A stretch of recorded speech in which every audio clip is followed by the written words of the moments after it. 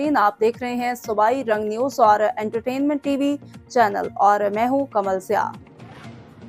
सबसे पहले नजर डालते हैं आज की अहम खबरों पर। खबर शामिल करते हैं रहीम यार खान से। हमारे रिपोर्टर नईमुद्दीन खोखर की रिपोर्ट के मुताबिक साबिक ट्रैफिक सार्जेंट चौधरी मोहम्मद शकील मरहूम की रिहाइशगाह पर महफिल मिलाद मुस्तफ़ा सल्लल्लाहु अलैहि वसल्लम का एहतमाम इनके साहबजादे अहमद शकील की ज़ेर निगरानी किया गया।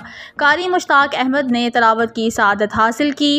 Punjab police sub inspector Punjab police Akhtar Naseem Saeed Riaz Hussain Bukhari ने गुलहाए अकीदत पेश किए। मारूफ आलम दीन अल्लामा नूर अहमद सयाल सईदी ने खिताब करते हुए कहा कि आलम इस्लाम आप सल्लल्लाहु अलैहि वसल्लम की पैदाइश के मौके पर जश्न ईद मिलादुन नबी सल्लल्लाहु अलैहि वसल्लम की तकरीबात का इनेकाद कर रही हैं। नबी आखिर-उज़्ज़मां की पैदाइश से दुनिया में ज़ुल्मत के अंधेरे मिट गए। आपकी आमद से दुनिया में जश्न मनाना बाइसे रहमत व सआदत है। महाफिल मिलादुन नबी सल्लल्लाहु अलैहि वसल्लम का इनेकाद मजहबी जोश व खरोश और अकीदत व एहतराम से किया जा रहा है।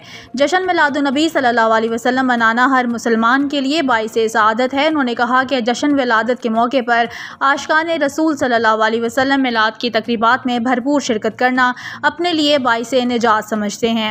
इस मौके पर डिवीजनल सदर जमीयत उलमा पाकिस्तान चौधरी रियाज अहमद नूरी, मारूफ सियासी और समाजी शख्सियत सरदार हमजा, रहीम खान कांजू, तैयब रशीद, अल्लामा सईद अहमद सयाल, अल्लामा मंजूर अहमद सयाल सईदी समेत कसीर तादाद शहरियों ने शिरकत की।